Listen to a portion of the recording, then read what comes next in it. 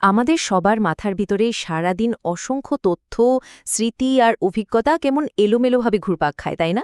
আর ঠিক যখন সবচেয়ে বেশি দরকার, তখনই প্রয়োজনীয় তথ্যটা আর মনে পড়ে না। এই মানসিক জট বা বিশৃঙ্খলার সাথে আমরা সবাই খুব পরিচিত। আজকের এই আয়োজনে আমরা লেখক আব্দুল্লাহ আল মাইমানের একটি অসাধারণ কগনিটিভ ফ্রেমওয়ার্ক বা জ্ঞানীয় কাঠামো নিয়ে আলোচনা করব। এই ফ্রেমওয়ার্কটি আমাদের শেখাবে কিভাবে নিজেদের চিন্তাভাবনাগুলোকে একদম নিখুঁতভাবে সাজিয়ে প্রতিদিনের মানসিক বিশৃঙ্খলা থেকে মুক্তি পাওয়া যায়। চলুন শুরু করা যাক। আজকের পুরো আলোচনাটাকে আমরা 5টি ধাপে সাজিয়েছি। প্রথমে আমরা জানব মানসিক গুদামঘর নিয়ে, এরপর তথ্য ও প্রমাণ, তারপর সিদ্ধান্ত এবং উপযুক্ততা, এরপর কথোপকথন পরিচালনা এবং সবশেষে মনকে আয়ত্ত করা। একদম প্রাথমিক ডেটা বাছাই করা থেকে শুরু করে আন্তঃব্যক্তিক সম্পর্ক বা ইন্টারপার্সোনাল ডাইনামিক্স আয়ত্ত করার থিমগুলো আমরা আজ ধাপে ধাপে এক্সপ্লোর করব। তো আমাদের প্রথম ভাগ, মানসিক গোদামঘর বা বিশৃঙ্খলা গুছিয়ে নেওয়া। এখানেই লেখক খুব চমৎকার একটা মেটাফর বা রূপক ব্যবহার করেছেন। একবার ভাবুন তো, মানুষের মন যেন গাড়ির যন্ত্রাংশের বিশাল একটা গুদামঘর। এখন সেই গুদামের পার্টসগুলো যদি এলোমেলোভাবে ছড়ানো ছেটানো থাকে, তাহলে কি হবে? একটা নির্দিষ্ট পার্টস খুঁজে বের করতে কয়েক ঘন্টা, এমনকি কয়েক দিনও লেগে যেতে পারে। আমাদের মস্তিষ্ক কিন্তু ঠিক একইভাবে কাজ করে। আমরা আসলে কোনো তথ্য ভুলে যাই না, বরং তথ্যগুলো ঠিকমতো সাজানো থাকে না বলে দরকারি মুহূর্তে সেটা খুঁজে পায় না। কিন্তু যদি আমরা নিয়মিত আমাদের মনকে গুছিয়ে রাখার চর্চা করি, তাহলে তাকগুলো এমন সুশৃঙ্খল হয়ে যাবে যে যে কোনো তথ্য চাইলেই একদম চোখের পলকে মনে পড়ে যাবে। এবার আসি দ্বিতীয় ভাগে, তথ্য এবং প্রমাণ, অর্থাৎ ইনপুট বাছাই করা। বর্তমান সময়ে চারপাশ থেকে আমাদের দিকে সারাক্ষণ তথ্যের রীতিমতো বন্যা ধেয়ে আসছে, তাই না? তো প্রথম দক্ষতাটি হল এই তথ্যগুলোকে ঠিকমতো বাছাই করা। একটা বড় বিষয়কে ভেঙে কিভাবে ছোট ছোট সুনির্দিষ্ট ক্যাটাগরিতে ভাগ করতে হয় সেটা জানা খুব জরুরি। যেমন ধরুন, প্রথমে ভাবা হলো টিভি চ্যানেলটা ভালো নাকি খারাপ। এরপর সেটাকে আরেকটু স্পেসিফিক করা হলো, এটা কি খবর, সিনেমা নাকি খেলাধুলার চ্যানেল। এরপর একদম গভীরে গিয়ে ভাগ করা হলো, এটা কি ডকুমেন্টারি নাকি ধর্মীয় আলোচনা। এই যে ধাপে ধাপে বাছাই করা, এটা বিশাল তথ্যগুলোকে প্রসেস করা অনেক সহজ করে দেয়। তৃতীয় আর চতুর্থ দক্ষতাটি মূলত প্রমাণ আর তথ্যের উৎস নিয়ে। ক্রিটিক্যাল থিঙ্কিং বা সমালোচনামূলক চিন্তার জন্য সবচেয়ে বড় শর্ত হল আবেগকে একপাশে সরিয়ে রেখে একদম খাঁটি সলিড ফ্যাক্টগুলোকে আলাদা করা। আর হ্যাঁ, তথ্যের উৎসটা একদম নির্দয়ভাবে যাচাই করা। আমরা তো প্রায়ই বেনামি ইমেল বা সোশ্যাল মিডিয়ার উড়ো খবর দেখে বিশ্বাস করে ফেলি, তাই না? কিন্তু একটা সুশৃঙ্খল মন কখনোই গুজবে কান দেয় না, বরং তথ্যের আসল উৎসটা খুঁজে বের করে।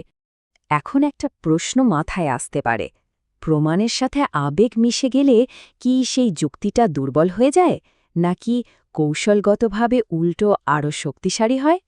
সত্যি বলতে, এটা নিয়ে আমাদের একটু সেলফ অ্যানালাইসিস করা দরকার। কারণ আমরা প্রতিদিন যেভাবে তথ্য হজম করি, সেখানে আবেগ অনেক বড় একটা প্রভাব ফেলে। এর পরের থিম ৩ নম্বর ভাগ, সিদ্ধান্ত এবং উপযুক্ততা, মানে বাস্তবসম্মত চিন্তাভাবনা। এখানে আমরা দেখব চিন্তাভাবনা গোছানো থাকলে কিভাবে বাস্তব জীবনে আরও ভালো সিদ্ধান্ত নেওয়া যায়। এখানে উপযুক্ততা বা সুটেবিলিটির ধারণাটা দারুণ ইন্টারেস্টিং। সাফল্যের মূল মন্ত্রই হল right person at the right place. ধরুন, যার লজিক্যাল বুদ্ধিমত্তা বেশি, তাকে রিসার্চ বা গণিতের কাজে দেওয়া। যার ভিজুয়াল বা চাক্ষুষ বুদ্ধিমত্তা ভালো, তাকে আর্কিটেকচার বা পাইলট হিসেবে কাজে লাগানো। আর যার সোশ্যাল ইন্টেলিজেন্স ভালো, তাকে ম্যানেজমেন্টে বসানো। বুদ্ধিমত্তার ধরন অনুযায়ী এই সঠিক কাজটা বেছে নিতে পারাই হল সিদ্ধান্ত গ্রহণের দারুণ একটা দক্ষতা। পঞ্চম দক্ষতাটি আমাদের এমন একটা পরিস্থিতির মুখোমুখি দাঁড় করায় যেখানে কোনো অপশনই আসলে পুরোপুরি ভালো না। ধরুন, এমন একটা ওষুধ খেতে হবে যার অনেক সাইড এফেক্ট বা পার্শ্বপ্রতিক্রিয়া আছে, অথবা ওষুধ না খেয়ে রোগটাকে আরও বাড়তে দিতে হবে। এই যে দুটো খারাপ অপশন, এর মধ্যে থেকে লজিক্যালি চিন্তা করে তুলনামূলক কম ক্ষতিকর পথটা বেছে নেওয়াই হলো এই দক্ষতা, ইংরেজিতে যাকে বলে লেসার অফ টু ইভলস।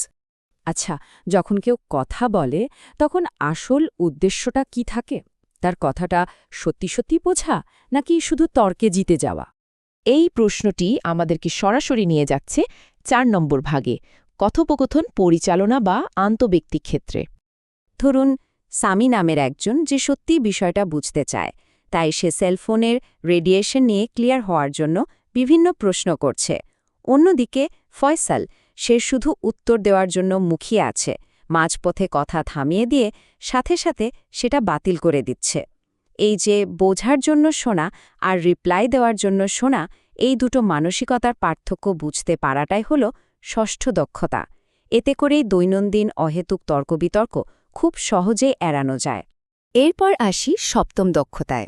একজন ভালো লিডার বা স্পিকার কখনোই তার টিমকে সরাসরি আক্রমণ করে অলস বা অগোছালো বলবেন না, বরং তিনি খুব শান্তভাবে কাজের মূল ভুলগুলো ধরিয়ে দেবেন। গঠনমূলক সমালোচনা আর ব্যক্তিগত অপমানের এই সূক্ষ্ম পার্থক্যটা বুঝতে পারা একটা সুশৃঙ্খল মনের বিশাল বড় লক্ষণ। আমাদের পঞ্চম এবং শেষ ভাগ, মনকে আয়ত্ত করা বা মেটা থিঙ্কিং। এখানে আমরা দেখব চিন্তা করার জিনিসটাকে কিভাবে কন্ট্রোল করা যায়। অষ্টম দক্ষতায় আমরা দেখব কিভাবে আমাদের চিন্তা ভাবনা আমাদেরকে একটা নির্দিষ্ট সময়ে আটকে রাখে। যারা সারাক্ষণ শুধু অতীতের বছরগুলো নিয়ে ভাবে, তারা সাধারণত সবসময় অন্যের দোষ খুঁজতে পছন্দ করে। যারা বর্তমানে ফোকাস করে তারা হয় কঠোর পরিশ্রমী, আর যারা ভবিষ্যতের দশকগুলো নিয়ে চিন্তা করে তারা হয় প্রচণ্ড উচ্চাকাঙ্ক্ষী। নবম দক্ষতাটি আমাদের মনে করিয়ে দেয় যে সব জায়গায় একই রকম চিন্তাভাবনা কাজ করে না। একজন বিচারকের দরকার সমালোচনামূলক বা ক্রিটিক্যাল চিন্তা, একজন শিল্পীর দরকার সৃজনশীল চিন্তা, আবার দৈনন্দিন জীবনের রুটিনের জন্য লাগে বাস্তববাদী চিন্তা। পরিস্থিতি আর ভূমিকা অনুযায়ী চিন্তার এই ধরন বদলাতে পারাটাই আসল ব্যাপার। দশম দক্ষতা অনুযায়ী আমাদের চিন্তার স্তর মূলত তিনটি: নিম্ন, মধ্যম এবং উচ্চ। যারা উচ্চ স্তরের চিন্তাবিদ তারা যে কোনো পরিস্থিতির সাথে খুব দ্রুত নিজেদের মানিয়ে নিতে পারেন এবং একসাথে একাধিক দক্ষতা অত্যন্ত ডাইনামিক ওয়েতে ব্যবহার করতে পারেন। কিন্তু সবচেয়ে মজার ব্যাপার হলো এই দাম্ভিক চিন্তাবিদ বা প্রিটেনশিয়াস থিঙ্কাররা। এরা আসলে মাঝারি স্তরের চিন্তাবিদ, কিন্তু নিজেকে শ্রেষ্ঠ প্রমাণ করার জন্য এবং আসল আলোচনা বা অ্যানালিসিস এড়িয়ে যাওয়ার জন্য এরা ইচ্ছাকৃতভাবে খুব কঠিন, জটিল আর কনফিউজিং শব্দের পেছনে লুকিয়ে থাকে। তারা মূলত এই জটিলতাটাকে একটা ঢাল হিসেবে ব্যবহার করে। তো পুরো আলোচনার মূল কথা হলো ইমোশনাল ইন্টেলিজেন্স বা মানসিক বুদ্ধিমত্তা এবং ক্রিটিক্যাল থিঙ্কিং, এগুলো আসলে কোনো জাদুর বিষয় নয়। এগুলো হলো একটা সুশৃঙ্খল বা ক্লাসিফাইড মনের স্বাভাবিক ফলাফল মাত্র। এই 10টি দক্ষতা আয়ত্ত করতে পারলে আমাদের যোগাযোগ এবং সিদ্ধান্ত নেওয়ার ক্ষমতা একদম অন্য মাত্রায় পৌঁছে যাবে। প্রতিদিনের অবিরাম তথ্যের এই পৃথিবীতে ঠিক প্রয়োজনের মুহূর্তে সঠিক টুলটা খুঁজে পাওয়ার জন্য আমাদের মানসিক গুদামঘরটা কি সত্যিই যথেষ্ট গোছানো আছে? এই প্রশ্নটা একটু ভেবে দেখবেন। আজ এখানেই শেষ করছি। আশা করি এরপর থেকে আমরা সবাই নিজেদের মানসিক গুদামঘরটিকে নতুন করে সাজাতে শুরু করব।